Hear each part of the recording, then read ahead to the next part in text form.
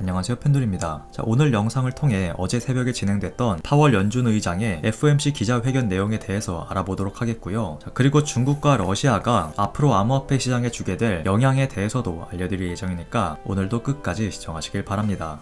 먼저 비트코인 분봉 차트를 보시게 되면 말씀드린 대로 새벽 4시에 기준금리에 대한 내용이 발표가 되었고, 여기서 미국의 기준금리가 1월 달에 바로 인상되는 것이 아닌 3월 중으로 인상할 계획을 갖고 있다라는 시장의 예상치와 부합하는 결과가 나오게 되면서 일시적으로 2.5% 정도 상승하는 모습을 보여주긴 했지만, 파월 연준 의장의 기자회견을 앞두고 바로 하락으로 전환된 이후 파월 의장의 연설이 진행되는 동안 꾸준히 하락세를 이어가 주었는데요. 자, 이렇게 단기적으로는 상승세를 보였지만 바로 하락으로 전환된 이유에 대해서 설명을 드리자면, 우선 파월 연준 의장이 기자회견을 통해서 글로벌 경제 상황을 고려하면서 금리를 인상시키겠다라고 발언한 것은 시장이 긍정적으로 받아들였지만, 중요한 것은 3월을 시작으로 올해 7차례 남은 FOMC 회의 때마다 매번 금리를 올릴 가능성이 있냐라는 기자의 질문에 그럴 일은 없다, 혹은 그럴 가능성은 낮다 라고 대답한 것이 아닌 겸손하고 민첩할 필요가 있으며 향후 데이터와 전망 변화에 따라 대응할 것이다 라는 대답을 하면서 총 7차례 정도의 금리 인상 가능성을 열어둔 것과, 또 양적 긴축 관련 질문에 대해서 파월 의장이 양적 긴축은 금리 인상 이후에 진행할 것이다 라는 답변 외에 구체적인 계획에 대해서는 언급하지 않았다는 점, 그리고 3월에 금리를 인상한다면 금리 인상 폭이 0.5%가 될지 아니면 0.25%가 될지에 관한 질문에 확실하게 대답하지 않았다는 것이 하락을 이끌게 된 원인이었다 라고 말씀드릴 수 있는데요. 한마디로 파월 연준 의장이 그렇게 매파적으로 나온 것은 아니지만 시장을 달랠 수 있는 언급이 부족했다는 것이죠. 그래서 지금 시장의 반응은 불확실성이 해소되지 않았기 때문에 추가 하락에 대한 압박이 커질 수 있다는 우려를 보이고 있는 상황입니다. 그러나 중요한 것은 주식시장은 어려움을 겪게 될 수 있겠지만, 반대로 암호화폐 시장의 경우 러시아와 중국의 영향으로 인해 오히려 상승으로 전환될 가능성이 높다고 평가되고 있는데요. 자, 먼저 러시아에 대해서 말씀을 드리자면, 최근 러시아가 우크라이나를 침공할 수 있다는 우려가 고조된 가운데 미국은 러시아의 전쟁을 막기 위한 방법으로 스위프트 차단이라는 강력한 카드를 꺼낼 수 있다는 분석이 나와주고 있는데요. 자, 여기서 이 스위프트라는 것은 국제금융거래에서 사용되는 결제 시스템인데, 자, 만약 미국이 러시아에 대한 이 스위프트를 차단한다면 러시아 금융기관들은 국내 또는 해외로 송금이 불가능해지는 것이고, 결국 모든 국제거래가 중단되면서 러시아 경제에 큰 타격을 주게 된다는 뜻입니다. 자, 한마디로 경제적인 압박을 가하겠다는 뜻이죠. 자, 그러나 지금 러시아는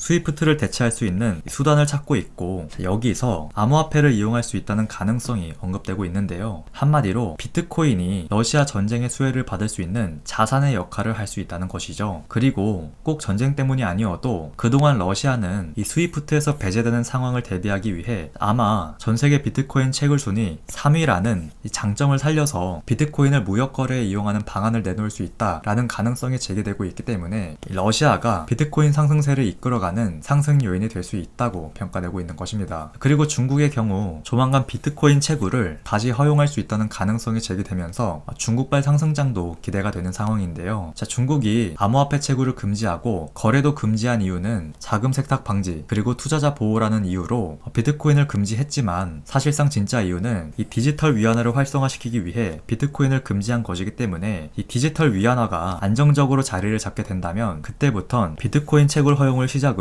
암호화폐 투자까지 허용 범위를 넓혀갈 가능성이 있다는 것입니다. 그리고 중국이 다시 비트코인을 허용할 수밖에 없는 이유가, 여러분들이 알고 계시다시피 지금 중국은 이 디지털 위안으로 달러의 기축통화 자리를 빼앗으려 하고 있고, 실제로 중국이 이 달러의 자리를 차지하기 위해선 비트코인이라는 무기를 사용해야 통화 전쟁에서 승리할 수 있기 때문에 결국 비트코인을 다시 허용할 수밖에 없는 것입니다. 실제로 수주라는 헤지펀드 운영사의 CEO도 중국이 3개월 내로 비트코인 채굴을 허용할 것 같다라는 트윗을 올리기도 했죠. 자, 그래서 러시아와 중국의 영향으로 비트코인이 다시 상승 탄력을 받을 수 있다라는 것이고요. 특히 이 중국이 비트코인 채굴을 허용할 경우 비트코인 가격만 상승하는 것이 아닌 중국에서 많은 채굴량을 차지했던 파일코인이나 중국 관련 알트코인도 큰 상승을 보일 수 있기 때문에 알트코인에도 관심을 가질 필요가 있다라고 말씀드릴 수 있습니다. 자, 그래서 지금 당장의 시장 상황이 좋진 않더라도 암호화폐 투자에 관심 갖고 계실 것을 추천드리고요. 결국 결국 비트코인은 신흥국 위주의 화폐 가치 하락, 국가 간 갈등, 인플레이션 해지 수단, 비트코인 현물 ETF 승인 등 상승을 불러올 수 있는 소식은 너무나도 많이 있다는 점 기억하셔서 이 장기적 관점으로 접근하셨으면 좋겠습니다. 자, 그래서 투자 전략의 경우 지난번에 말씀드린 대로 3만 달러대로 내려오는 자리나 추세가 전환되는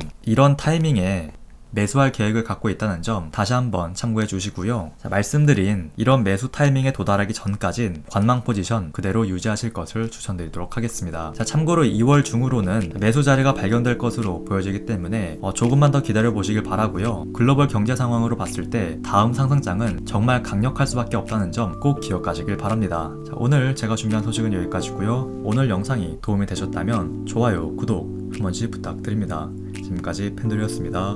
감사합니다.